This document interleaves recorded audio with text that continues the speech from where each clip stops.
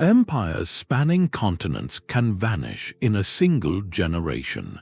Around the year 1200 before the Common Era, the advanced civilizations of the Mediterranean and Near East did exactly that.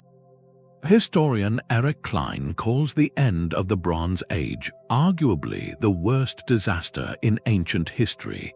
This is the profound mystery we are here to unravel. By the end of this journey, you will understand exactly how a perfect storm of catastrophes brought down these glittering kingdoms and what their silent ruins are trying to tell us today. We will walk the echoing halls of abandoned palaces and read the final, desperate messages of scribes who saw the end coming. How could a world so interconnected simply fall apart? And are the same hidden stresses present in our own global system now? What does the greatest collapse in human history feel like from the inside? This was a world built on trust and tin. The great powers of the late Bronze Age did not exist in isolation. They formed a vast, interlocking web of commerce and diplomacy that stretched from the Nile Delta to the Aegean Sea and deep into Mesopotamia. Kings in Egypt, Hittite, Mycenae, and Babylon saw themselves not as rivals in a zero-sum game, but as members of an exclusive club, a family of equals bound by intricate treaties and royal marriages. They addressed each other in letters as my brother, exchanging gifts of gold, ivory, fine textiles, and chariots. This grand system was made possible by a single, crucial ingredient, a metal so vital it gave the age its name. Bronze, but bronze is an alloy requiring two metals, copper and tin, which were almost never found in the same place. Copper could be sourced from Cyprus, an island so rich in the metal it was simply known as a lashia. Tin, however, was far rarer, likely traveling thousands of miles from distant sources in Afghanistan or perhaps even further east. This meant every palace, every army, every artisan depended on long, fragile supply chains snaking across mountains and seas. The entire glittering edifice of this international age rested on the steady flow of these raw materials. The administrative machinery to manage this complexity was staggering. In the Mycenaean palaces, scribes meticulously recorded the distribution of bronze, wool, and grain on clay tablets using the intricate Linear B script. In the bustling port city of Ugarit, merchants speaking a dozen languages haggled in markets filled with goods from 3 continents, their transactions noted in Akkadian cuneiform, the diplomatic language of the day. This was not a primitive time. These were sophisticated, literate states with monumental architecture, like the Cyclopean walls and majestic Lion Gate of Mycenae, which proclaimed power and permanence. They enjoyed a shared culture of elite luxury, feasting, and a common pantheon of gods. For centuries, this system provided a remarkable stability, a golden equilibrium where conflict was managed through letters and marriages rather than endless war. That very stability, that deep interdependence, is what makes what happened next so incomprehensible. It was the ancient world's greatest strength, and it would become its single greatest vulnerability. When the first thread began to fray, the entire magnificent tapestry started to unravel from every corner at once. Yet this sophisticated world was built upon a foundation more fragile than anyone realized. For all their engineering marvels and diplomatic treaties, the great Bronze Age kingdoms rested on a single, vulnerable cornerstone, agriculture. And that cornerstone began to crack under a silent, relentless force that no army could defeat and no treaty could negotiate.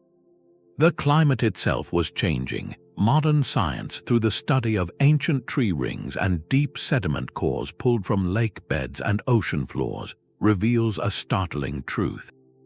The late Bronze Age was not a time of gentle, predictable weather but an era of profound climatic instability that culminated in a megadrought. A dry period so severe and prolonged it reshaped the landscape of the entire eastern Mediterranean.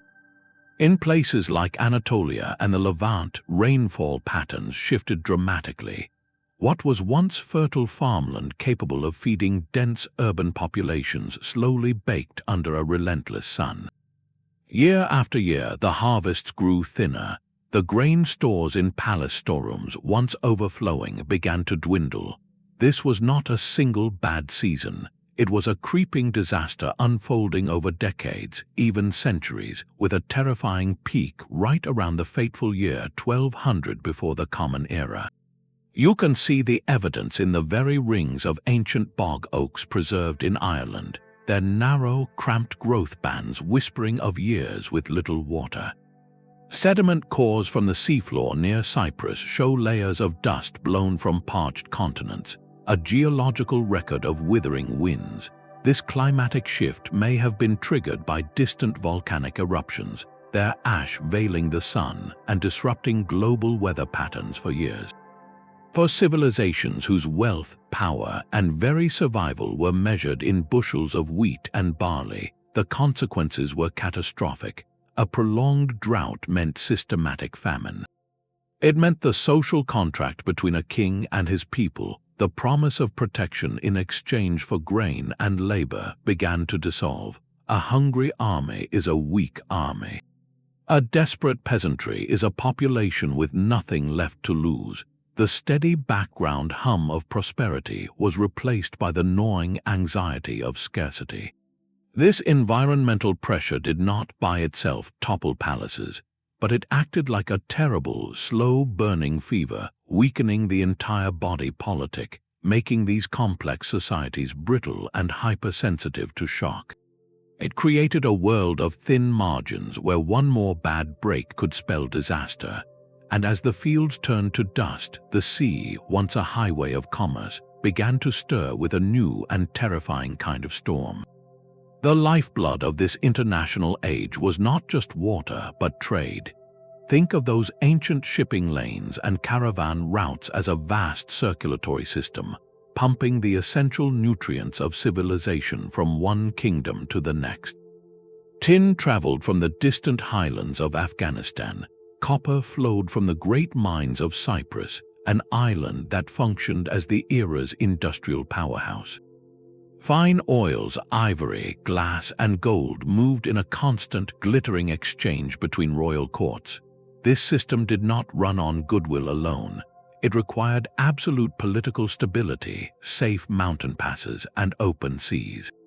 It was a network built on trust, and that trust was about to evaporate. As the drought tightened its grip and harvests failed, a profound shift in mentality took hold in every palace from Greece to Egypt. Primary duty of a king was no longer to be a generous brother to his peers abroad, but to be a protector of his own people at home. Faced with empty granaries, the logical, desperate response was to turn inward. Exports of grain and other vital goods were slashed or halted entirely. Diplomatic letters, once filled with requests for luxury gifts, now carried tense demands or fell silent altogether. The royal gift exchange, that glue of international relations, ground to a halt. This economic isolationism had an immediate, catastrophic domino effect. If the copper from Cyprus stopped arriving, the bronze workshops in Mycenae or Hattusa fell silent. Without bronze, you could not forge new plows to work the stubborn, dry earth. More critically, you could not produce new weapons or repair the chariots that were the backbone of every army. A local shortage became a continental crisis with terrifying speed. The beautiful interdependence that had defined the era's golden age now revealed its dark flip side. In good times, the network distributed wealth and innovation. In bad times, it distributed shock and collapse with equal efficiency. A famine in Anatolia could no longer be alleviated by grain shipments from Egypt because Egypt was hoarding its own dwindling surplus. A rebellion in one province could not be quelled by reinforcements from an ally because that ally's troops were busy guarding their own borders.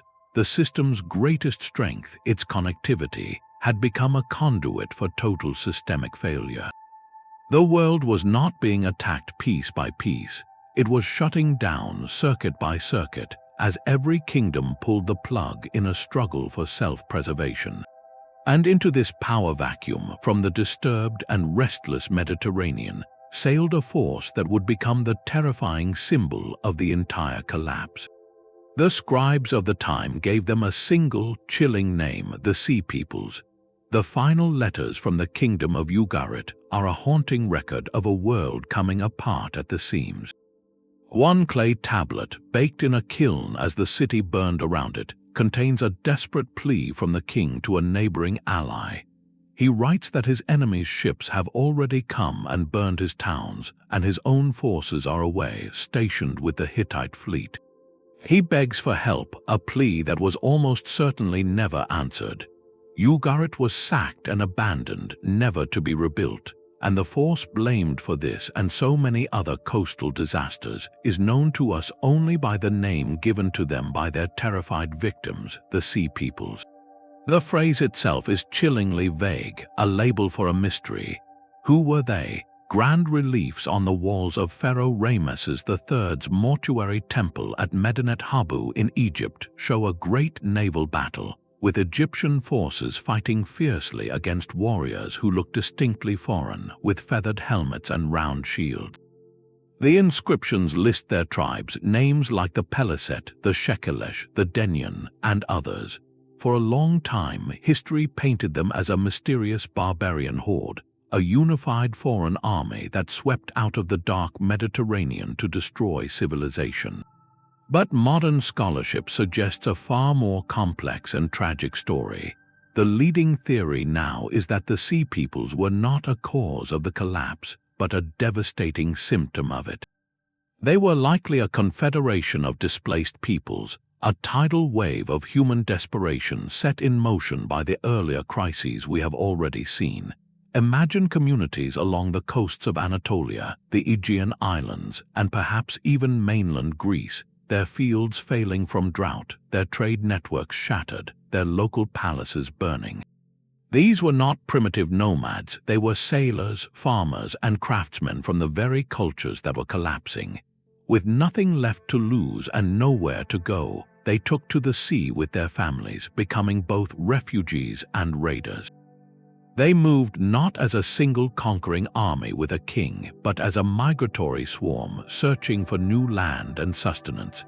This distinction is crucial.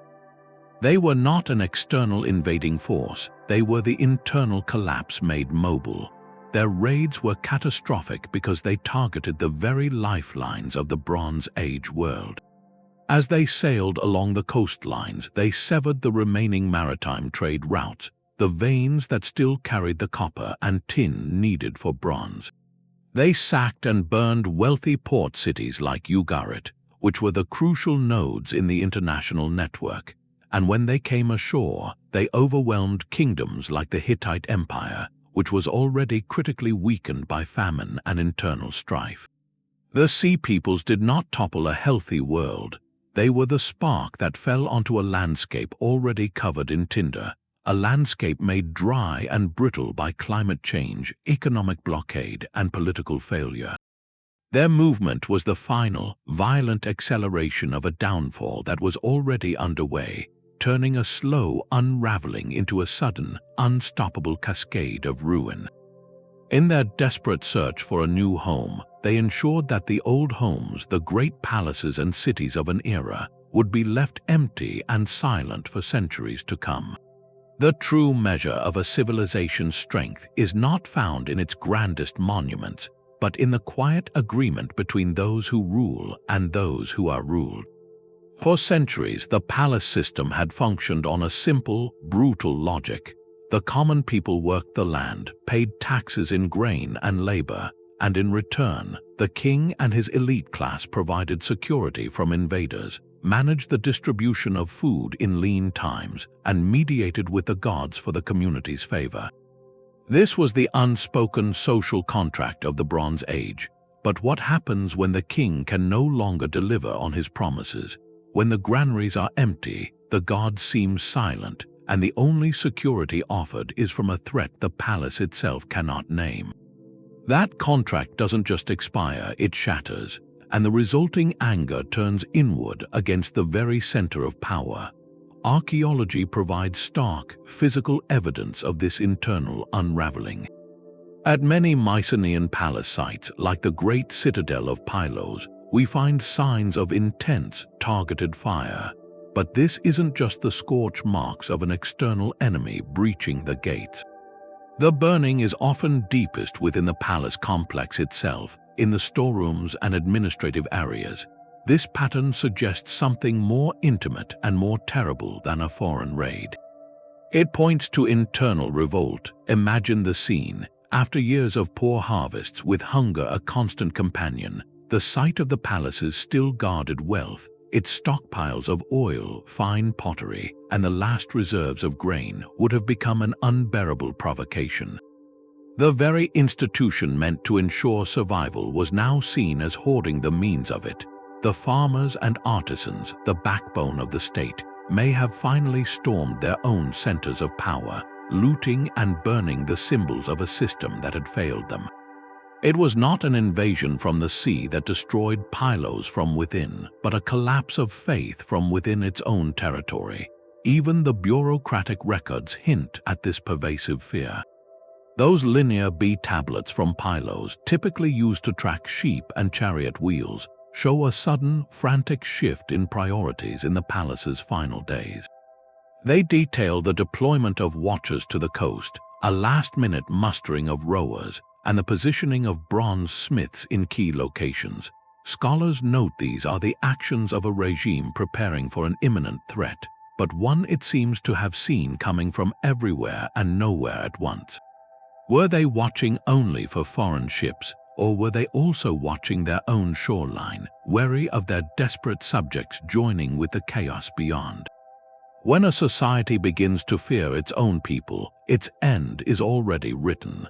The external catastrophes of climate change, trade collapse, and migratory movements did not destroy these civilizations in isolation. They applied immense pressure to a social structure that had grown rigid and deeply unequal. The prolonged hardship exposed that rigidity, turning the common people from participants in the system into its most dangerous opponents. A kingdom can sometimes survive an attack from the outside, but when it is consumed by fire from within, lit by the hands of its own citizens, there is often nothing left to save. This internal brittleness set the stage for the final, chilling act, when the lights of civilization went out, not with a bang, but with a slow, silent fade into a darkness that would last for centuries. The collapse did not travel in a straight line. It spread like a shockwave through a network, a chain reaction where the failure of one kingdom became the fatal blow for another. To understand the sheer speed and totality of the disaster, we must think of the late Bronze Age world not as a collection of separate states, but as a single, intricate machine. And when one crucial gear shattered, the entire mechanism began to tear itself apart in a process historians now call a systems collapse. The most vivid way to picture this is to imagine a long, carefully arranged line of dominoes. Each domino represents a major civilization, a trade route, or a critical resource. For centuries, they stood upright, supporting one another through their connections. Then the first domino was tipped, likely by that prolonged, climate-driven drought. And once it began to fall, the collapse was unstoppable, accelerating as it went, because each piece was so perfectly aligned to knock over the next. Consider the Hittite Empire, a formidable land power based in Anatolia, modern-day Turkey. It was the great northern counterweight to Egypt. The Hittites were massively dependent on grain imports from their allies and trading partners, particularly from Egypt and the fertile regions of the Levant. When drought struck Anatolia, their own harvests failed. At the same moment, the chaos unleashed by the Sea People's movements began to disrupt the sea lanes and coastal roads. Those vital Egyptian grain shipments, a lifeline for the Hittite heartland, were suddenly intercepted or stopped entirely. The result was catastrophic famine within the Hittite realm. A kingdom that could field thousands of chariots found its real enemy was hunger. With the Hittite Empire critically weakened and then falling, a massive stabilizing force in the region vanished overnight. This left the entire coastline of the Levant, a collection of wealthy city-states like Ugarit, completely exposed. They were now unprotected, caught between the failing interior and the raiders from the sea. The fall of the first great domino, the Hittites, directly led to the toppling of the next, but the chain reaction flowed in all directions. The destruction of key port cities, those vital trading hubs, had a devastating impact far from the shores. Take the Mycenaean Greeks. Their palaces thrived on the import of raw materials, especially tin, and the export of fine goods like olive oil and pottery.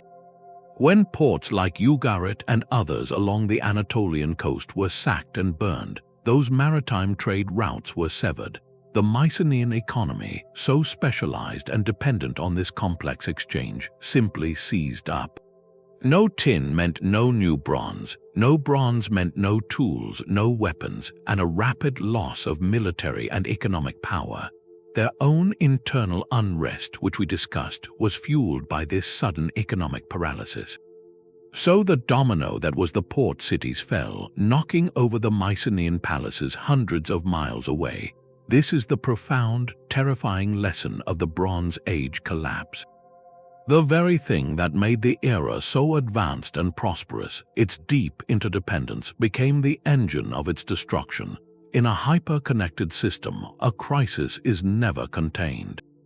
The failure of one critical node, whether it was a tin mine, a grain exporting region, or a major empire, sent destabilizing shocks racing through the entire network at a speed that no ancient ruler could comprehend or counteract. It was a world that had optimized itself for prosperity in stable times, but had no backup plan, no resilience for when multiple shocks arrived at once. The silence that followed this cascade was not peaceful. It was the silence of a machine that had broken beyond repair, leaving behind a landscape where the only remaining task was not to rebuild, but simply to survive. And from that scattered survival in the ashes of the palaces, something entirely new and much simpler would have to slowly, painfully begin to grow. The Lion Gate of Mycenae still stands today, a silent sentinel guarding an empty citadel. To walk through that massive limestone entrance, past the twin lions carved in relief, is to step into the epicenter of one of the collapse's most complete and chilling case studies. The Mycenaean Greeks were not a peripheral people. They were the formidable warriors of Homer's later epics, the builders of vast, fortified palaces that served as the nerve centers for a highly organized, literate, and wealthy society. At places like Mycenae, Pylos, and Turins, a complex bureaucracy operated from within cyclopean walls. Scribes using the Linear B script tracked every jar of olive oil, every chariot wheel, and every allotment of bronze to artisans in workshops below. These were hubs of international trade connected to that vast Mediterranean network. Their grave goods, like the famous golden death mask, whisper of elite power and far-reaching connections. And then, within a generation, it all stopped. The archaeological record here is brutally clear, and it speaks in layers of ash and silence. At palace after palace, excavators find a consistent, grim sequence. There is a stratum of vibrant life with frescoed walls, storerooms full of pottery, and administrative tablets. Then, directly above it, a thick, dark layer of burned debris, charcoal, and collapsed masonry. This is the violent destruction event. At some sites, like Pylos, the burning was so intense it baked the very clay tablets that recorded the kingdom's final, frantic preparations, preserving them for us like a time capsule of panic. But what comes next above that destruction layer is perhaps even more telling. It is not a layer of rebuilding, not new foundations or fresh pottery. It is simply dirt washed from the hillsides and then, centuries later, the remains of much simpler, smaller structures. The monumental architecture was never repaired. The art of writing, that linear B script, vanished completely, not to reappear in Greece for over 400 years. The intricate pottery styles, once exported widely, were replaced by cruder, purely local designs. The population appears to have plummeted, with estimates suggesting a decline of up to 90% in some regions. This is not merely a change in government or a shift in power. This is a catastrophic regression in the very complexity of human society. The centralized palace economy, with its redistributive network that fed thousands, shattered into countless fragments. People did not disappear entirely, but they retreated. They moved away from the coast and the vulnerable plains, seeking refuge in small, isolated hilltop villages. Long-distance trade evaporated. The specialized crafts of the fresco painter, the ivory carver, and the scribe were lost, their skills forgotten. The collective memory of administration, of large-scale coordination, faded away. For centuries, Greece entered a period scholars rightly call a dark age, not because people were inherently more brutal, but because the light of literacy, monumental art, and international connection had been snuffed out. The silence that fell over the Lion Gate was not peaceful. It was the silence of a broken system, a profound cultural amnesia where the very concept of a palace, of a king who could command resources from across the sea, became first a memory, then a legend, and finally the stuff of myth. To witness the collapse not as a conquest but as a slow, silent evaporation, we must travel inland to the high, windswept plateau of Anatolia. Here stood the Hittite Empire, a true superpower whose kings negotiated as equals with the pharaohs of Egypt. At its heart was the capital, Hattusa, a marvel of Bronze Age engineering. Its cyclopean walls, built from colossal stones, snaked across the hills for miles, enclosing temples, palaces, and vast granaries. Within the royal citadel, scribes maintained an archive of thousands of clay tablets, detailing everything from international treaties to religious rituals. This was the nerve center of a formidable, literate state, and then it was simply gone. The mystery of Hattusa is not one of fire and sword. Archaeologists have searched in vain for the telltale signs of a massive, sacking invasion, for a final, heroic battle at its gates. They find no thick layers of ash, no scattered weapons of a foreign army, no heaps of destruction debris. Instead, the evidence points to a far more unsettling end. The city appears to have been methodically, peacefully abandoned. The great gates were closed, not broken. The royal archives were carefully stored away in their rooms. It seems the people who lived there simply left, taking what they could carry and walking away from one of the most powerful cities on Earth. This quiet departure is perhaps more chilling than any battlefield defeat.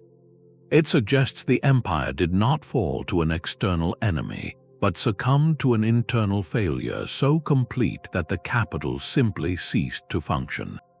The Hittites' fate reveals a different failure mode of the collapse, a slow motion unraveling where the center could no longer hold.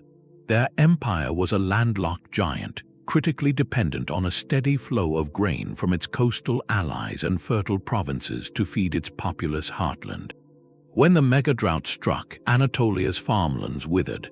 At the same moment, the chaos along the coast, driven by the movements of desperate sea peoples and the breakdown of trade, severed those vital supply lines. The result was catastrophic systemic famine. An empire can survive the loss of a battle, but it cannot survive the loss of its breadbasket. As hunger spread, the authority of the distant king in Hattusa became meaningless to villages and outlying regions struggling to feed themselves. The social contract dissolved. Local governors stopped sending taxes and soldiers, focusing instead on local survival. The periphery, starved of support from the center, simply faded away, leaving the capital isolated and starving on its high plateau. One by one, the threads of administration snapped. Without food, the army disbanded. Without an army, the king's commands were empty words. The grand bureaucracy that managed the empire had nothing left to manage. So the people of Hattusa, from the scribes to the artisans, eventually gathered their families and walked into the hills, seeking sustenance elsewhere. The mighty walls were left to guard empty halls, a monument to a power that had not been violently taken, but had quietly, utterly dissolved from within. This is the profound lesson of the Hittite Vanishing Act. The collapse was not a single event with one cause. It was a spectrum of disaster. For some, like the coastal cities, it came as a fiery, violent end. For the Hittites, it was a slow bleed, a death by 1,000 cuts of drought, severed trade, and failed logistics. Their story forces us to ask a haunting question. Is it more terrifying to see a civilization destroyed by a recognizable enemy, or to watch it simply stop believing in itself until one day everyone just walks away, leaving its greatest achievements to the wind and the dust? Yet amidst the ruins, one light did not fully go out. On the banks of the Nile, the civilization of Egypt endured, but its survival came at a price that would reshape its destiny for centuries. The reign of Pharaoh Ramesses III is remembered as the last great gasp of the Egyptian New Kingdom, and his legacy is carved in stone on the walls of his mortuary temple at Medinet Habu. Here, grand reliefs show a decisive naval battle, with Egyptian archers raining arrows down upon the ships of the sea peoples, their warriors tumbling into the water. The inscriptions proclaim a glorious victory, a deliverance from chaos, and in a military sense it was true. Ramesses had marshaled his forces and broken the invading force, preventing them from establishing a foothold in the fertile Nile Delta. Egypt stood while others fell, but victory on the battlefield is not the same as victory for a civilization. The cost of that defense was staggering. To repel the invaders, Ramesses had to mobilize the entire kingdom's resources. He built new fleets, armed new regiments, and fortified the entire coastline. The treasury, once filled with gold from Nubia and tribute from across the Near East, was drained to pay for this existential war. More devastating than the financial cost was the strategic loss. By defeating the Sea Peoples, Egypt had saved its homeland, but in doing so, it had watched its entire world vanish. Those vital trading partners in the Levant, like Ugarit, were now smoldering ruins. The great empires of the Hittites and the Mycenaeans were gone. The intricate web of commerce that had brought tin, copper, timber, and luxury goods to the Nile was now severed, its threads cut by fire and abandonment. Egypt won the war, but it lost its international system. The aftermath was a long, slow retreat. Without the wealth and prestige of foreign trade and tribute, the pharaoh's central authority began to weaken.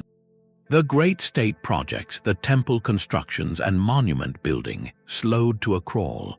Internal corruption grew as provincial governors and priests vied for control over dwindling resources. Most tellingly, Egypt was forced to relinquish its imperial holdings in Canaan, the buffer zone and trading hub it had controlled for generations. The soldiers and administrators were pulled back, a conscious retreat from the world. The kingdom turned inward, becoming a fortress focused solely on self-preservation. It survived, yes, but it was a diminished, isolated version of its former self. The era of ambitious pharaohs projecting power across continents was over, replaced by a long, quiet period of consolidation and eventually decline. Egypt's story is a crucial footnote to the collapse. It proves that the catastrophe was not a simple case of invaders destroying the weak. It was a systemic shock that consumed everything it touched. Even the apparent winner, the civilization that fought off the direct attack, was left permanently weakened, impoverished, and disconnected. Survival in this new and emptier world meant a smaller, quieter existence. The great victory monuments at Medinet Habu, therefore, tell a double story. They celebrate a military triumph, but they also mark the end of an era, the final, costly act that allowed Egypt to live on, but only by closing its gates to a world that no longer existed. The story of the collapse is not just written in ancient texts, It is literally buried in the ground, waiting to be uncovered. To move from sweeping historical narrative to undeniable fact, we must listen to what the dirt has to say.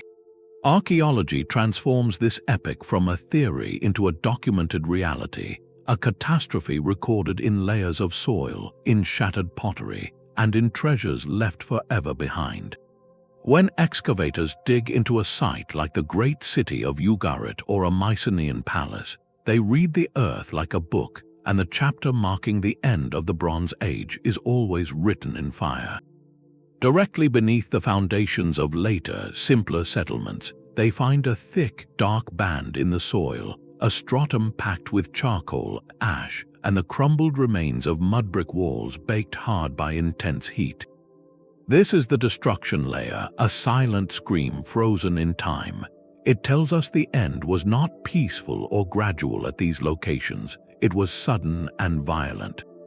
But sometimes the most poignant evidence is not of violence but of panicked hope. Across the collapsing world, people buried their most precious belongings, intending to return for them when the danger passed. Hoards of gold jewelry, silver ingots, and finely crafted bronze tools have been found tucked under floorboards or hidden in clay jars, still waiting for owners who never came back. These buried treasures speak of a desperate faith in normalcy, a belief that this chaos was temporary. That faith, tragically, was misplaced. Above that dark line of ash, the archaeological record tells the next, quieter part of the story. The layers that follow show a dramatic and heartbreaking decline.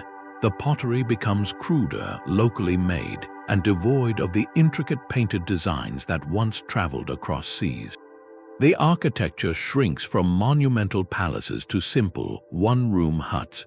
The quantity of finds plummets, suggesting a population that had scattered and dwindled.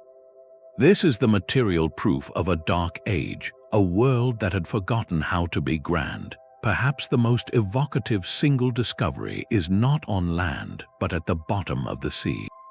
Off the coast of Turkey lies the wreck of the Uluburan ship, a vessel that sank around 1300 before the Common Era, right on the precipice of the collapse. This ship was a floating microcosm of the entire international age. Its cargo held 10 tons of copper ingots from Cyprus, a shipment of rare tin, ebony logs from Africa, ivory tusks, glass ingots from Mesopotamia, and exquisite jewelry from Canaan. It carried personal items from at least 2 different cultures, suggesting a crew of mixed origin. This was not a royal gift ship, but a working merchant vessel, proof of the dense, everyday trade that linked continents.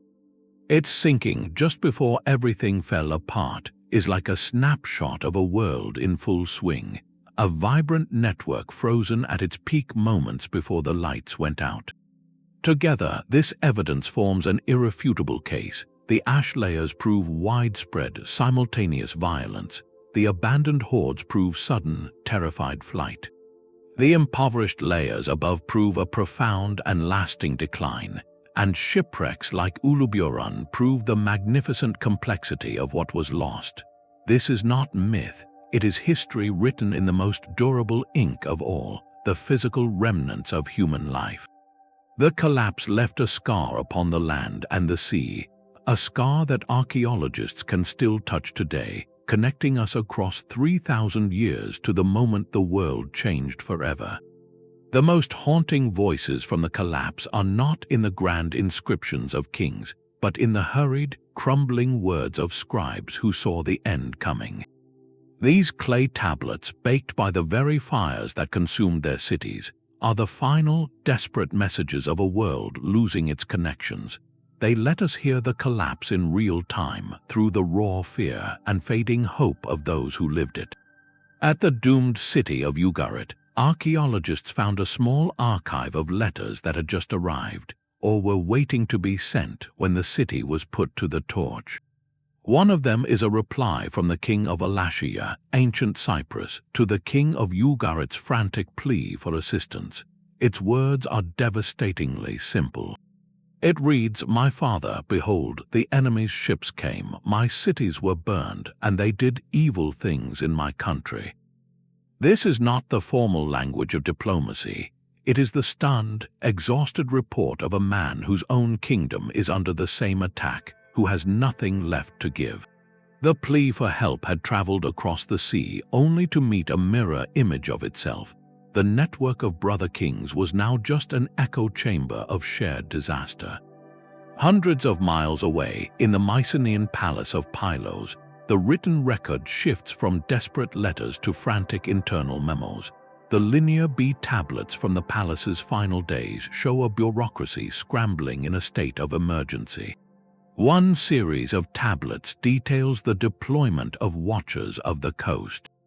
These were not routine patrols. The tablets specify where each group of men is to be stationed along the vulnerable shoreline, a last-minute attempt to spot the approach of an unseen threat from the sea.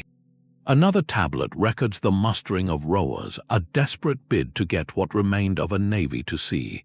These administrative notes, typically concerned with sheep and linen, have been repurposed for military triage. They capture the chilling moment when a complex civilization realizes its survival depends on the most basic act of all, watching the horizon for the first sign of smoke. This chorus of fear and urgency stands in stark contrast to the only major written record that claims victory. On the walls of his mortuary temple in Egypt, Pharaoh Ramesses III carved a very different story. His inscriptions are boastful and triumphant, proclaiming a glorious defeat of the sea peoples. They were dragged in, enclosed and prostrated on the beach, slain and made heaps from stern to bow of their ships, the text declares. This is the official, state-sanctioned narrative of survival, meant for the gods and for eternity. It speaks from a position of security after the danger has passed. But the letters from Ugarit and the watchpost assignments from Pylos speak from within the storm. They have no time for propaganda or grand pronouncements. They are the raw data of collapse, the human voice behind the archaeological layer of ash. They show us the exact moment when the lines of communication, those carefully maintained channels of diplomacy and trade, began to snap. Each unanswered letter, each final administrative order, marked another thread cut in the great web. And as the silence between kingdoms grew, so did the terrifying realization that no one was coming, that every city, every palace was now truly on its own. This is why the story of the Bronze Age collapse resists any simple explanation. For decades, even centuries, historians and archaeologists searched for a single, satisfying villain, a neat cause to explain the chaos. Was it a mysterious invading horde, a cataclysmic earthquake, or a volcanic eruption that blotted out the sun? These are compelling stories, but the evidence tells a far more complex and instructive truth. The collapse was not the result of one killer blow. It was the tragic outcome of a perfect storm, where multiple crises converged and amplified each other until the entire system buckled. Think of it not as a patient dying from a single disease, but from multiple organ failure. The heart, the lungs, the kidneys, each system was already under strain. When they began to fail simultaneously, the body, no matter how strong, had no chance of recovery. The climate-driven drought was the first critical failure, a slow-burning stressor that weakened the entire social body. It led directly to famine, which in turn created a desperate, mobile population, the people who would become known as the Sea Peoples. Their movement was not an independent cause, but a direct consequence of that environmental pressure. As these displaced groups took to ships and roads, they severed the vital trade routes, the circulatory system of the age. This trade collapse then starved the palaces of the raw materials they needed to maintain their economies and armies. With the economy in paralysis and the central authority unable to provide food or security, the final system failed, the social contract. Internal rebellion erupted as communities turned on their own ruling elites. Each crisis fed the next in a vicious, inescapable cycle. The drought fueled migration, migration disrupted trade, failed trade sparked internal revolt, and that internal chaos made societies utterly incapable of mounting a unified defense against any external pressure. This systemic perspective changes everything. It means there was no magic bullet, no lone event we can point to and say, that is what ended the Bronze Age. The Hittite Empire did not fall because the Sea Peoples were uniquely powerful. It fell because it was already starving, its trade cut off when those desperate groups arrived. The Mycenaean palaces were not destroyed by a massive earthquake alone. They were weakened by economic isolation and social unrest, making them vulnerable to any final shock. This is the crucial lesson the collapse teaches us. We are drawn to simple stories with clear villains and singular causes. But history, especially the history of complex, interconnected societies, rarely works that way. True collapse is a cascade, a chain reaction where vulnerabilities in one area expose and exploit vulnerabilities in another until the entire structure comes down. Recognizing this pattern is not just about understanding the past. It is a vital warning for analyzing the fragile systems of our own modern world, where climate, economy, and social stability are deeply intertwined. The silence that followed the storm was not the silence of a single event ending, but of a symphony of failures finally reaching its last dissonant chord. 3,000 years later, the debate over what truly happened is far from settled. The evidence we have uncovered, from the ash layers to the desperate letters, is like a collection of scattered puzzle pieces from different boxes, and historians are still arguing over how they fit together. This is not a sign of failure in our understanding, but a testament to the sheer complexity of the event itself. The collapse resists a single, neat explanation, and so the academic world is alive with competing theories, each trying to connect the dots in a different way. One of the most influential modern frameworks is the systems collapse model, championed by scholars like Robert Drews. This view, which we have been exploring, argues that the end was not about one disaster, but about a cascade of interconnected failures. Drews, however, adds a provocative military twist to the mix. He suggests a key trigger was a revolution in warfare. For centuries, the supreme weapon of the Bronze Age was the chariot, an expensive, elite machine that required specialized training and a vast support system. Drews proposes that groups of innovative infantry, perhaps including those displaced sea peoples, developed new tactics and weapons, like the javelin and improved swords, that could effectively counter and overwhelm these chariot forces. If true, this military upset would have shattered the very symbol of royal power overnight, making the palaces militarily obsolete and vulnerable to attacks they could no longer repel. It is a theory that places human innovation, not just environmental disaster, at the heart of the unraveling. Other researchers point to different primary culprits. Some see the hand of geology in the destruction.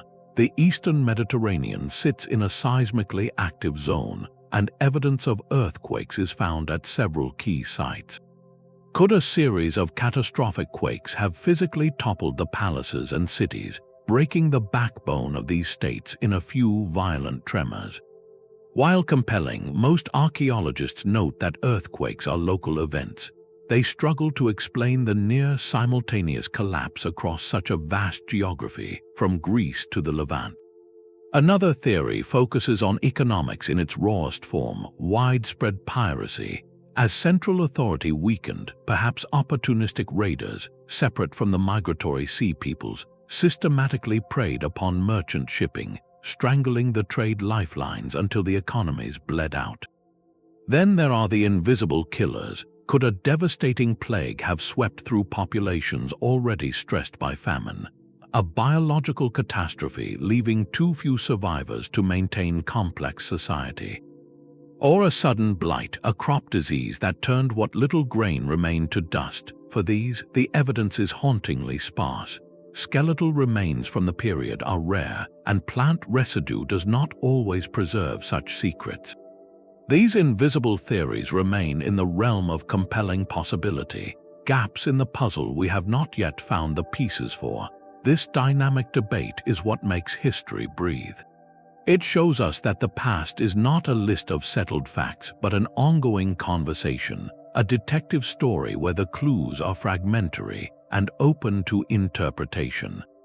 Based on the journey we have taken through the crumbling palaces and sunken ships, which combination of factors feels most compelling to you? Was it the drought that started the chain, the new weapons that broke the old order, or a perfect storm where all these forces converged at once? The answer likely lies not in choosing one, but in understanding how they all fed into that fatal cascade, leaving us with a mystery that continues to challenge and fascinate us today. The world did not end in 1200 before the Common Era, but it became profoundly smaller, quieter, and darker. The centuries that followed the collapse are known as the Greek Dark Age, a term that applies far beyond Greece itself. This was not an age of mindless barbarism, but one of radical simplification, a sweeping retreat from the complex international order into a landscape of isolated, self-sufficient villages. Imagine the view from a hilltop in what was once Mycenaean Greece. The great coastal plains, once dotted with bustling towns and connected by well-traveled roads, are now largely empty. The population has plummeted, with estimates suggesting a decline of up to 90% in some regions. People have moved away from the vulnerable coasts and open fields, seeking refuge in small, fortified settlements perched on remote hills. The Grand Palace with its scribes and storerooms is a half-remembered legend. Life has contracted to the horizon you can see from your own village walls. The intricate web of long-distance trade that once brought tin from Afghanistan and ivory from Africa has evaporated. Without that network, the specialized knowledge that depended on it faded away. The art of writing, that crucial tool of administration, was lost across most of the former Mycenaean and Hittite worlds. Linear B and cuneiform disappeared from daily use, taking with them the ability to keep complex records or send messages across distances. For generations, history was no longer written, it was only remembered and reshaped into oral epic and myth. This was a subsistence existence where the primary concern was not glory or commerce, but simple survival from one harvest to the next. Yet within this bleak picture of contraction, the seeds of a very different future were quietly taking root. The most transformative change was happening at the most basic level in the forges.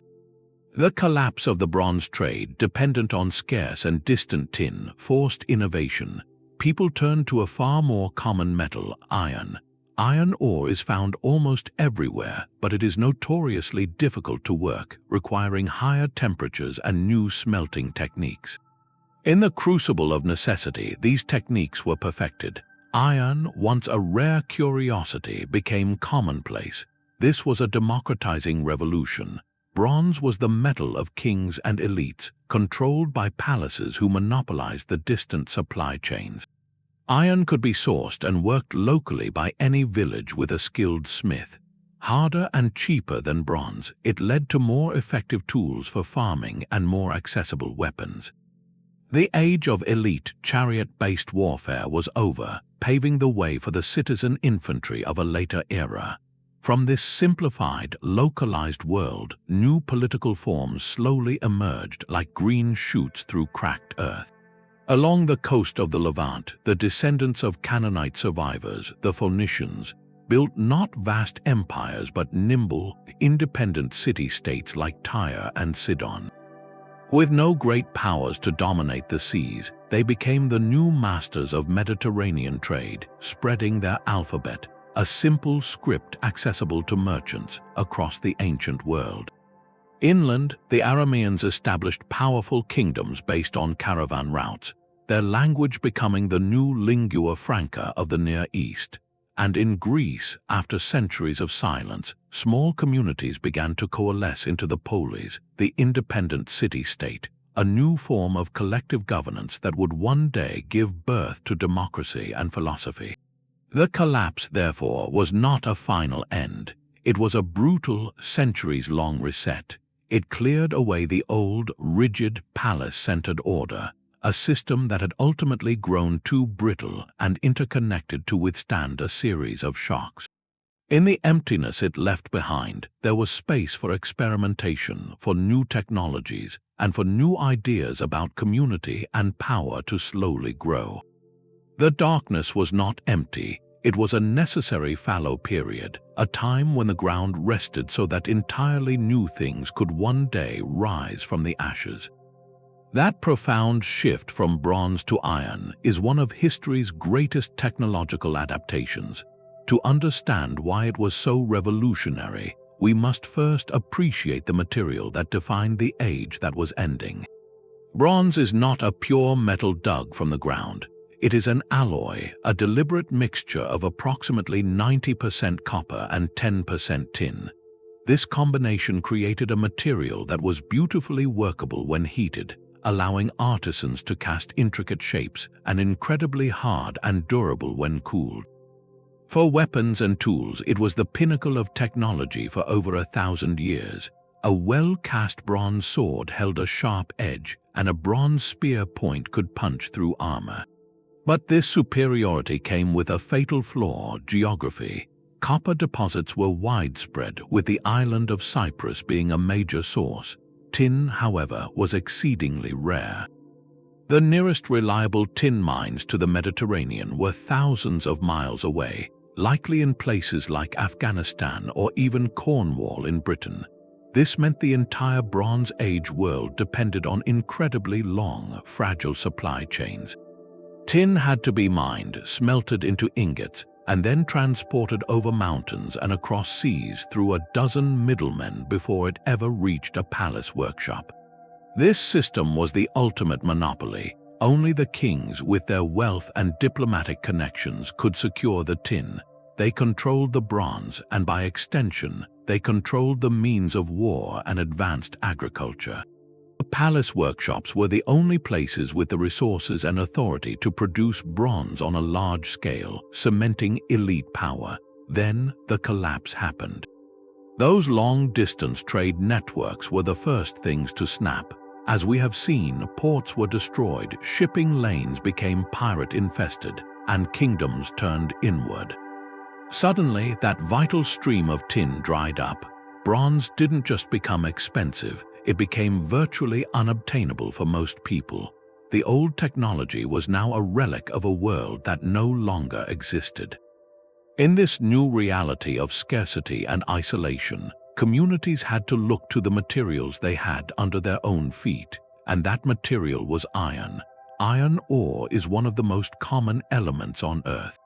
You could find deposits in hillsides and bogs almost anywhere from Anatolia to Greece, but there was a catch. Early iron, as first smelted, was often softer and more brittle than good bronze. It rusted easily and was difficult to cast into shapes. For a time, it was seen as an inferior substitute. The breakthrough came with a slow, painstaking process of experimentation. Smiths discovered that by reheating the iron in a charcoal fire for extended periods, something remarkable happened. The carbon from the charcoal would seep into the surface of the metal, creating a much harder substance, steel. This process, called carburization, transformed the usefulness of iron. A carburized iron edge could be made sharper and would hold that edge longer than bronze. It was a tougher, more resilient material. Crucially, this technology did not require a palace. It could be mastered by a village smith with a local source of ore and a good supply of charcoal. The knowledge spread not through royal decree, but through necessity and shared innovation. This is the profound, quiet revolution within the collapse. The rise of iron was not the spark that ignited the crisis. It was the answer that emerged from the ashes. When the centralized, top-down system of the Bronze Age palaces shattered, it forced a move toward local solutions and distributed knowledge. Iron broke the elite monopoly on metal. It democratized military and economic power, putting effective tools and weapons within reach of far more people. The age that followed would be built not by kings hoarding a distant resource, but by communities forging their own future from the very ground they stood on, a technological rebirth forged in the fires of collapse. When the gods you have trusted for centuries fail to answer, what do you believe in next? The psychological and cultural aftershocks of the collapse were as profound as the physical destruction. For generations, people across the ancient world had lived within a shared religious framework. The great gods of Egypt, the storm gods of Anatolia, and the pantheon of the Mycenaeans were not abstract concepts. They were seen as active partners in maintaining cosmic order, their favor secured through lavish temple offerings and the absolute authority of the king, who often served as the chief priest or even a living god. This entire worldview was built on a promise of stability. When that stability vanished in a generation of fire, famine, and silence, the foundation of belief itself was shattered. Imagine the crisis of faith for a farmer who had watched his fields turn to dust despite his prayers, or a scribe who saw his temple and palace burn while the statues of the gods stood helpless. The old divine order, which had legitimized the palace elites and promised protection, had demonstrably failed. In the resulting vacuum, people were forced to reimagine their relationship with the divine and their own place in a newly chaotic world. This collective trauma left deep marks on the stories that would define the cultures that followed. Some scholars see faint echoes of the catastrophe in the later Hebrew Bible.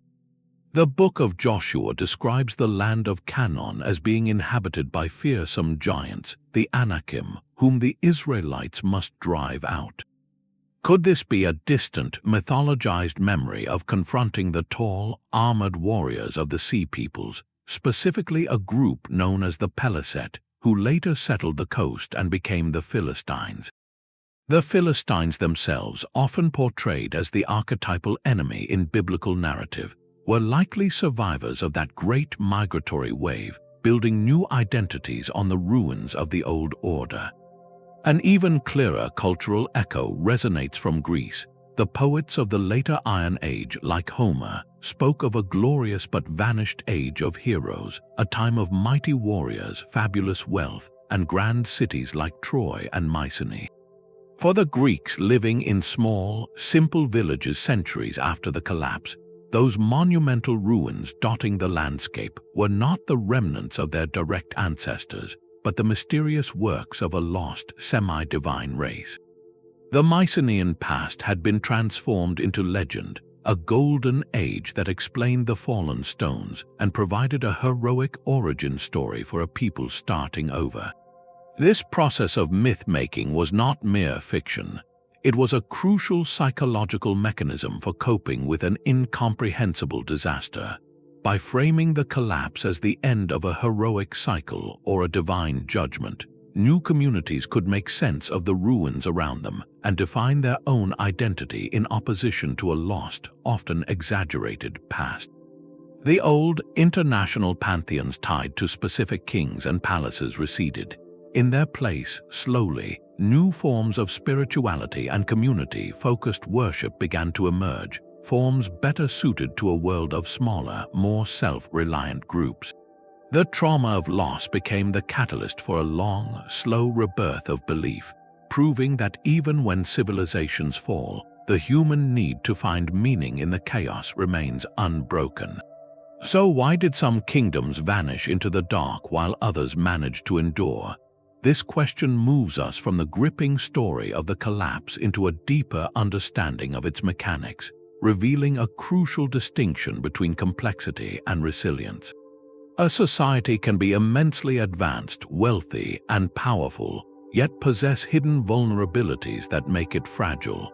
The fate of the Bronze Age kingdoms offers a stark lesson in what happens when a civilization optimizes itself for efficiency in good times, but leaves no room for adaptation when times turn bad. To understand this, we can look at two contrasting examples from the same era. On one hand, the Mycenaean palace system and the Hittite Empire, which shattered completely. On the other, a power like Assyria, located in the northern part of Mesopotamia, which not only survived the worst of the crisis but would later rise to become a dominant empire. Their differing fates point to specific factors that amplified vulnerability. First, consider the danger of over-centralization. The Mycenaean world was a classic example of a top-heavy, palace-centric economy. Everything of importance flowed through the central administrative hub. Grain, olive oil, bronze, and textiles were collected, recorded, and redistributed from a single, monumental complex. This was a highly efficient system for extracting wealth and coordinating large projects, but it had a critical weakness. It created a single point of failure. When the palace was burned, whether by invaders or internal revolt, the entire economic and social system for that region simply ceased to exist. There were no backup nodes, no alternative centers of authority to take over. The complex machinery of state required the palace to function, and when it stopped, the knowledge, organization, and logistics it managed evaporated with it. Compare this to a more distributed network of smaller, interconnected towns. If one town falls, others can carry on. The Mycenaean system had eliminated that redundancy in the name of control. Second, we see the peril of extreme dependency. The entire Bronze Age was dependent on long-distance trade for its defining material, but some societies were more exposed than others. The Mycenaeans and the Hittites were at the far ends of those tin and copper supply chains. They had no local sources. Their military power, agricultural tools, and elite status were literally imported.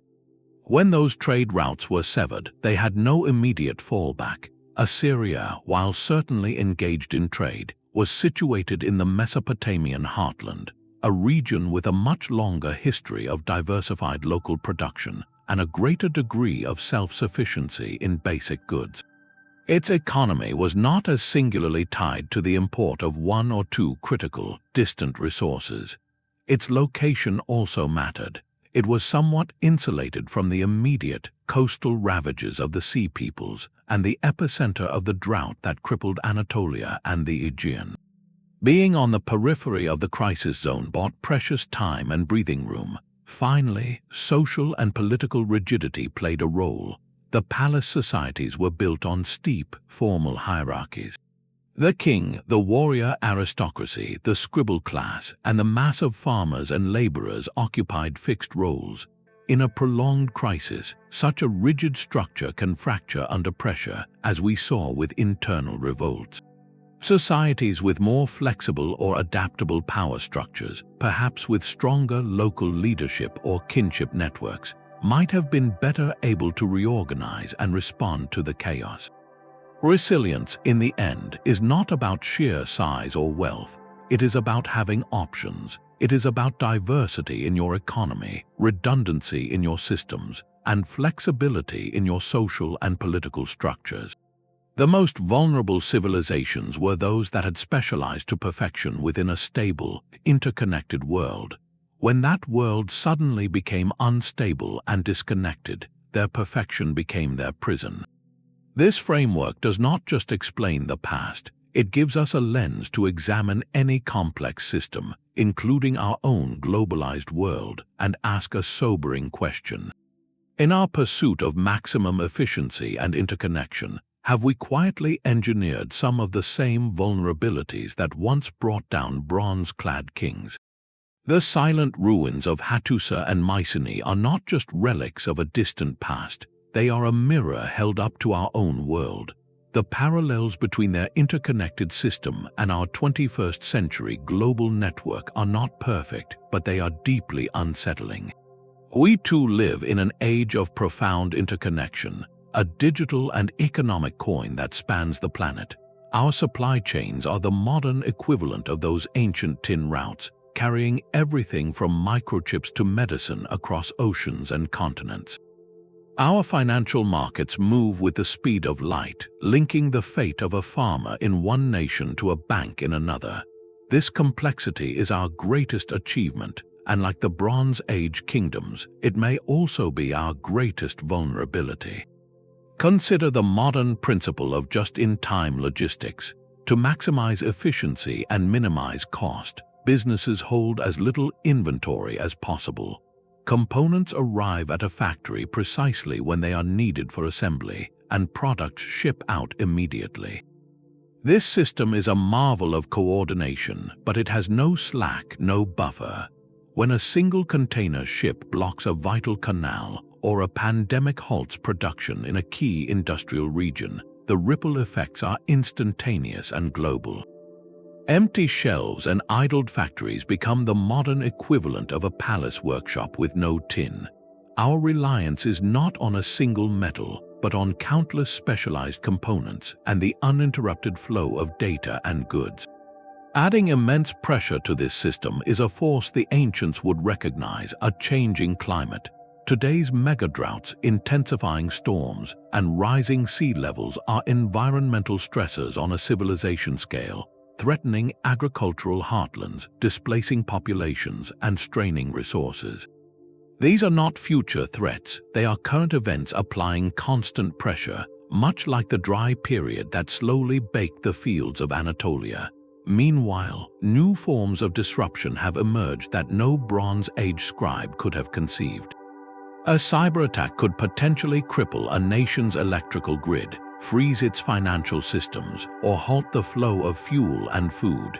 This is the digital equivalent of the Sea Peoples, a non-state threat that can appear from anywhere to sever the vital connections of modern life. Political polarization and a retreat from multilateral agreements echo the inward turn of Bronze Age kings, the hoarding of resources and the breakdown of diplomatic trust that preceded the collapse. So we are left with a haunting, reflective question. Is our global system more resilient than the Bronze Age world because of our technology and knowledge, or is it more fragile because of its breathtaking speed and interdependency? We have early warning systems for storms, but do we have them for social and economic fractures? We can communicate instantly across the globe, but does that communication build understanding or simply amplify conflict? The story of the Bronze Age collapse is not a direct prediction of our fate. It is a powerful metaphor and a sobering case study. It demonstrates how a civilization at its apparent peak, enriched by the very connections that define it, can develop hidden frailties. Prosperity can mask systemic risk, making the structure seem invincible right up until the moment it isn't. The lesson for us is not to flee from complexity, but to consciously build within it. It urges a serious consideration of redundancy, of creating buffers and backups in our essential systems. It argues for sustainability not just as an environmental ideal, but as a practical strategy for resilience, ensuring that the foundations of our world can withstand the multiple, simultaneous shocks that history tells us are possible. The collapse asks us across 3,000 years to look at our own magnificent web and quietly ask, where are the weak threads and what are we weaving to strengthen them? The Amarna letters reveal a diplomatic club in its prime, a chorus of brother kings exchanging gold and assurances. But this very system, so elegant for maintaining peace among a handful of great powers, contained a fatal blind spot for the chaos that was coming. It was designed for stability, not for speed. When the first reports of poor harvests and restless coastal raids began to filter in, the instinctive reaction from every palace was not to convene an emergency summit or pool resources. It was to turn inward to protect the home kingdom first. This was a catastrophic failure of collective imagination. The leaders of these advanced states, for all their literacy and grandeur, seemed to have fundamentally misjudged the nature of the threat. They interpreted the early signs not as symptoms of a shared, systemic collapse, but as localized problems to be managed with traditional tools: more troops on a border, a firmer letter to a trading partner. The concept of a transnational climate crisis, one that could wither fields from Anatolia to Greece simultaneously, likely lay completely outside their political and religious worldview. Their gods governed specific lands and peoples, not global weather patterns, so they kept managing the crisis as a series of isolated incidents, while the underlying conditions worsened year after year. This failure to adapt extended painfully to their economic models. The entire palace economy was a machine built for surplus in a stable climate. Its response to scarcity was not innovation, but intensification, demanding more from dwindling resources and a stressed populace. As grain stores shrank, the natural palace logic was to tighten control, to hoard what remained for the elite military and administrative classes. We see this in the archaeological record, the final stockpiles guarded within palace walls. But this hoarding was a political poison. It shattered the social contract that had held these hierarchical societies together for centuries. To a farmer facing a second failed harvest, the sight of a well-fed royal guard protecting a half-full granary was not security, it was betrayal. This decision to protect the center at all costs, understandable from a short-term survival perspective, actively fueled the internal revolts that burned so many palaces from within. It turned subjects into enemies, ensuring that when the external storm finally hit, the gates were already weakened from the inside.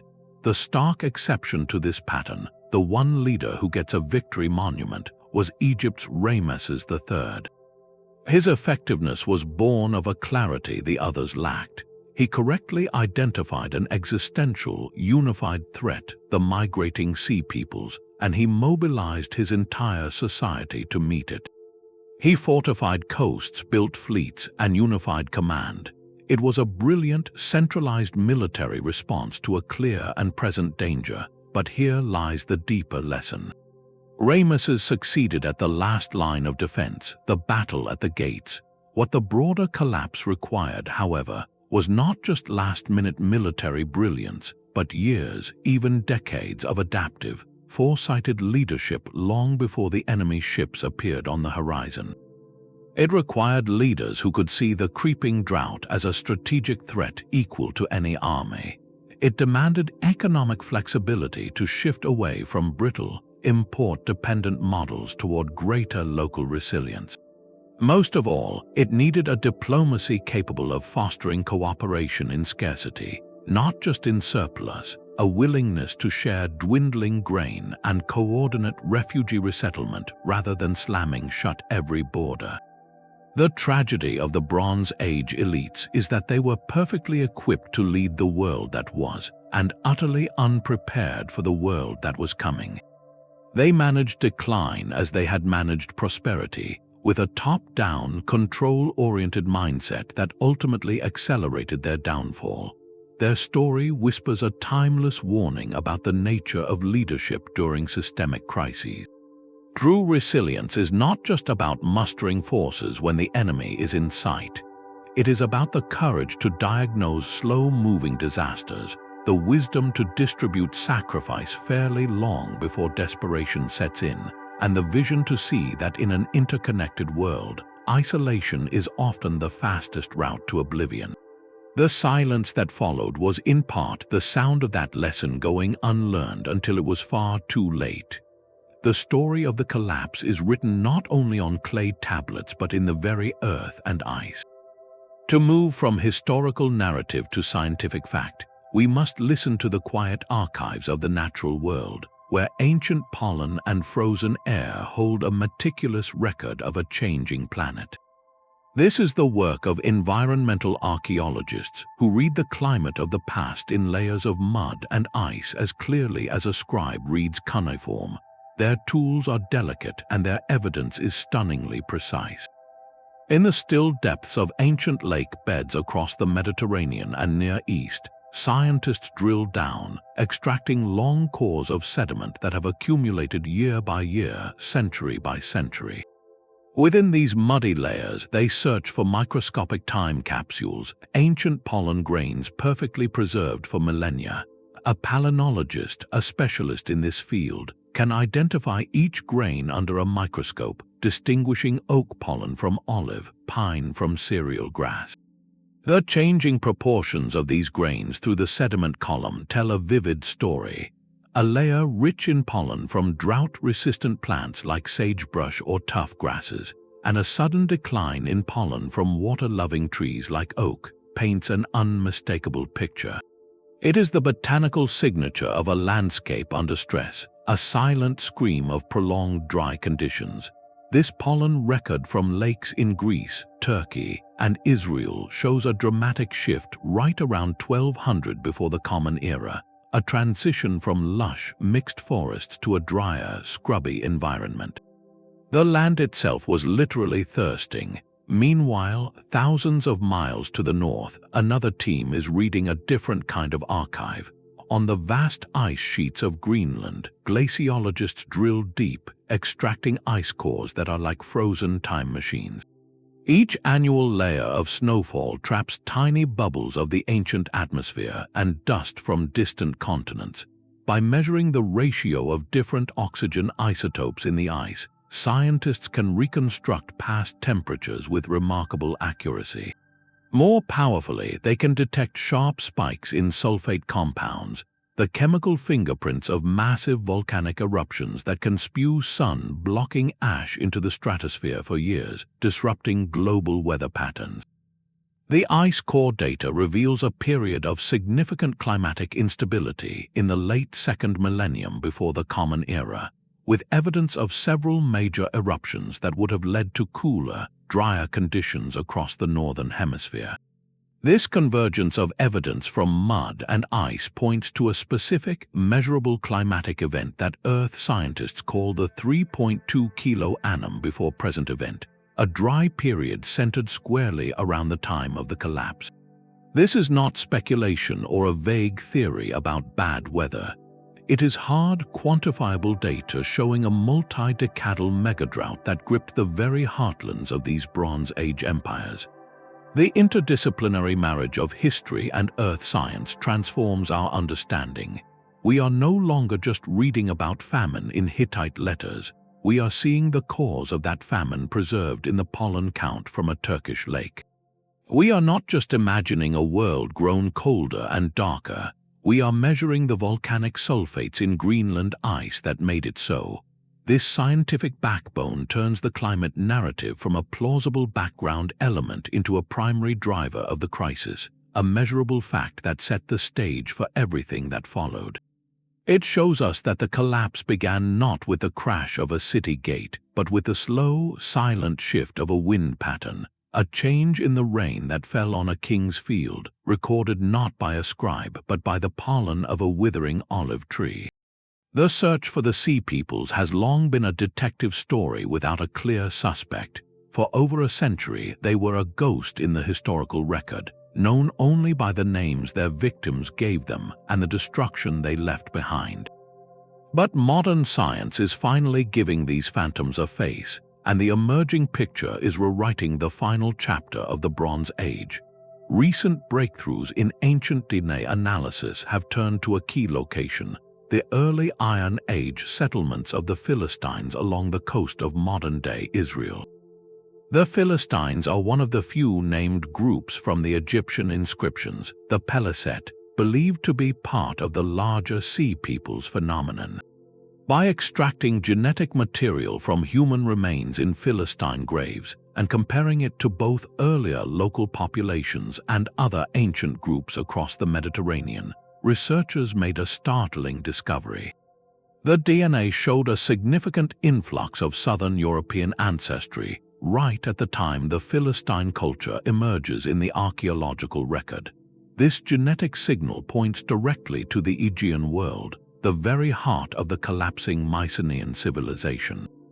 It is a scientific clue suggesting that at least one major component of the Sea Peoples were not mysterious barbarians from an unknown land, but refugees and migrants from societies that were themselves falling apart. This genetic story is echoed in the artifacts they left behind. In the destruction layers of cities from the Levant down to Egypt, archaeologists find a distinctive type of pottery mixed with the local debris. It is not the fine, painted palace ware of Mycenaean Greece, but a cruder, everyday style known as Aegean style or Mycenaean IIC pottery. This pottery appears suddenly in coastal sites, and its design and manufacturing techniques are unmistakably linked to the Aegean world or to Cyprus, a major hub in the late Bronze Age trade network. It is the material culture of people on the move, bringing their domestic habits and craft traditions with them to new shores. They were not just warriors, they were families carrying their cooking pots and their ways of life. The picture that forms is not of a unified army but of a mixed multitude, a confederation of disparate groups united by circumstance rather than blood. Alongside those with Aegean ancestry, there were likely people from Anatolia, Cyprus, and the shattered coasts of the Levant itself, all swept up in the same tidal wave of displacement. They were a coalition of the desperate. This ongoing detective work transforms the sea peoples from a cause into a symptom, a human response to systemic failure. Their migration was not the spark that ignited the collapse, it was the billowing smoke, the visible evidence that the palace economies and social structures had already failed. When the drought caused famine and the trade networks collapsed, countless communities found their traditional ways of life impossible. The choice was stark: stay and face starvation or band together with other displaced groups and move. They took to the seas and the coastal roads not as conquerors with a plan, but as survivors in search of a new beginning. Their violent encounters with the established kingdoms were likely born of this desperate need for land and resources, a tragic collision between those trying to hold onto a dying order and those with nothing left to lose. The search for their origins is a microcosm of the larger collapse mystery. It shows that profound historical change is rarely about neat invasions, but about the immense, often chaotic, movement of people set in motion by deeper environmental and economic pressures. This dynamic, where population movement is both a driver and a consequence of systemic failure, is not locked in the ancient past. It remains a powerful and deeply relevant force in our world today, reminding us that behind every great migration is a story of a home that could no longer support those who lived there. The true scale of the loss is measured not only in fallen empires but in silent streets. Beyond the great capitals, hundreds of smaller cities, towns, and villages across the eastern Mediterranean were simply left to the elements. The process of a city's death is slow and eerily quiet. It does not always end with a final, dramatic battle. More often, it ends with a decision, whispered in 100 households over a few desperate seasons. One family, unable to find food or safety, packs what they can carry and slips away under a gray sky. Then another follows. The market square sees fewer faces each week. The communal oven is lit less frequently. Weeds begin to push through the cracks in the stone-paved streets, first as thin green threads, then as unruly thickets. Without constant maintenance, a roof beam, weakened by rain, groans and gives way. The collapse of a single home's ceiling is a small sound in an emptying world. Season after season, the process repeats. Mud-brick walls, abandoned to the rain, soften and slump back into the earth from which they were formed. Within a generation or two, what was once a thriving community becomes a series of gentle mounds in a field, its outline visible only from the air, a ghostly geometry remembered solely by the land itself. This was not a retreat, it was a dissolution, and with every abandoned town, a little more of the world's light went out. The most devastating loss was not of stone and timber, but of the intricate knowledge those communities held. In a world without widespread literacy or digital records, expertise lived in people. When the last scribe who could read and write Linear B passed away in a scattered hill village, that script died with him.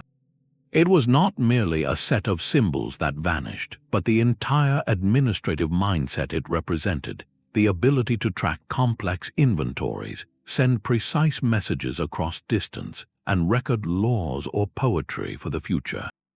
The master architect who understood the precise engineering of a corbel vault, how to stack stones so they leaned inward to form a ceiling without collapsing, took that secret to his resting place. The veteran trader who held the navigational knowledge to sail from Cyprus to Sardinia, who knew the seasonal winds, the safe harbors, and the landmarks, no longer had a ship or a reason to make the journey. His mental map of the Mediterranean, built over a lifetime, faded into oblivion. These were not general skills. They were highly specialized crafts, honed over generations and passed carefully from teacher to apprentice within the structured environment of the palace or the bustling port city. That structured environment was gone. The apprenticeship chains were broken. The economic demand for such specialized work evaporated overnight. Why learn to inscribe clay tablets when there is no palace to require them? Why master monumental architecture when the largest project your new village will ever need is a simple wall? This cultural amnesia meant that centuries, even millennia, of accumulated technological and administrative progress had to be slowly, painfully reinvented centuries later. The collapse was therefore a profound intellectual reset. It forced humanity to relearn from a much simpler baseline how to build complex societies. This is the ultimate warning written in those silent mounds. Civilization is not a guaranteed linear climb upward.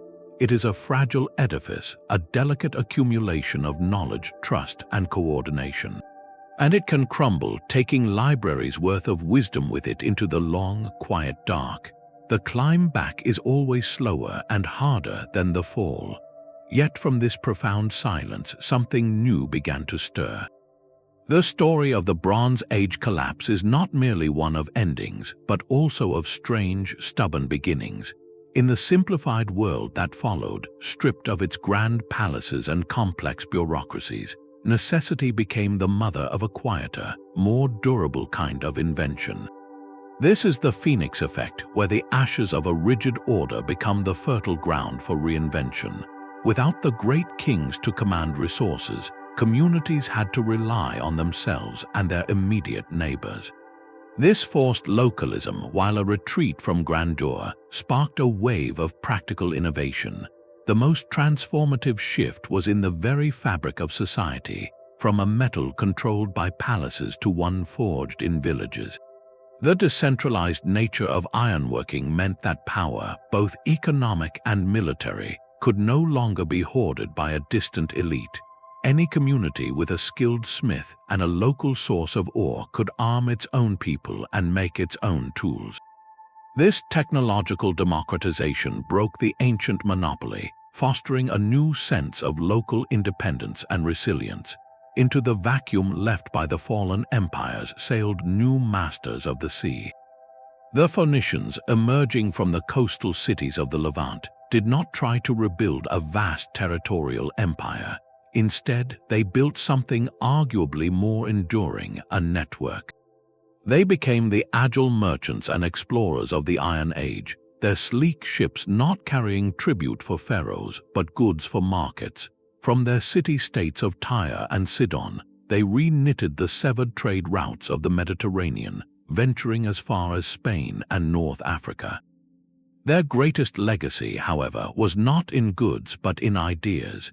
They needed a simple, efficient way to record transactions, a tool for commerce rather than royal propaganda. From earlier scripts, they refined an alphabet, a system with just over 20 signs that could represent the sounds of speech. This was a revolutionary leap in accessibility.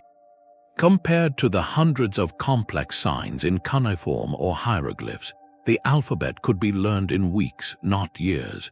It was a technology of communication perfectly suited to a decentralized, mercantile world, and it would become the ancestor of nearly every major writing system in the West. Even in the realm of memory and meaning, the collapse forced a creative transformation. With the written record gone in Greece, the memory of the lost age, of the great wars and fallen heroes, was kept alive not in archives but in song. Bards and storytellers became the living libraries, weaving tales that passed from generation to generation. These oral traditions, constantly reshaped by the teller and the audience, eventually crystallized into the epic poems we know as the Iliad and the Odyssey. Homer's world of gods and heroes is a mythologized, half-remembered reflection of the Mycenaean past, a cultural heirloom forged in the fires of the Dark Age. It was a way to make sense of the colossal ruins that dotted the landscape, to give a glorious, purposeful narrative to a catastrophe that must have seemed senseless to those who lived through its aftermath. So the darkness was not empty, it was a crucible. The collapse swept away a system that had grown too centralized, too interdependent, and too brittle to withstand a series of shocks. In its place, it created space, painful and open, for new forms of organization, new technologies, and new ideas to take root. The rigid, top-down international order was replaced by a patchwork of smaller, more adaptable societies.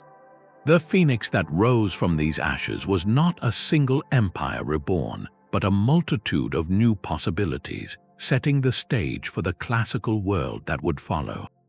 This is the ultimate paradoxical lesson of the collapse. Sometimes for new growth to begin, the old forest must first burn. The silent ruins of the Bronze Age ask a question that transcends their own time. They ask what happens when a world, for all its brilliance and interconnection, forgets how to bend. We have walked through the echoing halls of abandoned palaces and read the final, desperate words of scribes who saw the end coming. We have traced the path of a perfect storm where a changing climate withered harvests, severed trade lines starved economies, and desperate populations took to the seas, becoming both refugees and the final shock to a dying system. This was not a murder mystery with a single culprit, but a tragedy of systemic failure, where every strength of that interconnected age became a fatal weakness under pressure. The collapse teaches us that civilizations are not destroyed by external forces alone. They can unravel from within when their social contracts break, when their leaders fail to adapt, and when their complexity leaves no room for resilience.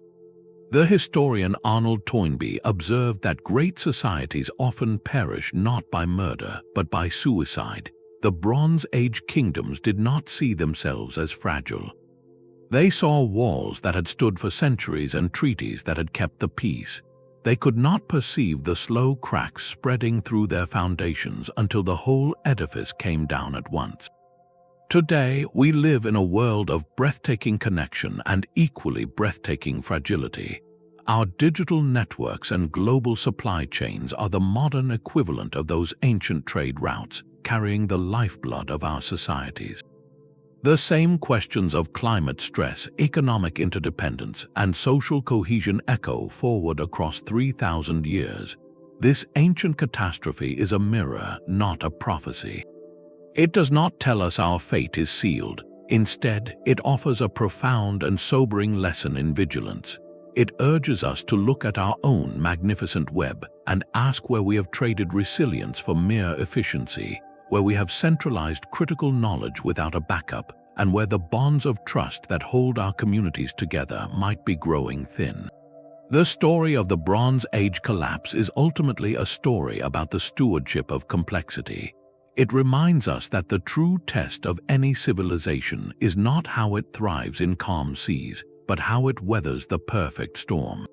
The silence that followed was not an end, but a long pause, a fallow period from which new seeds eventually grew.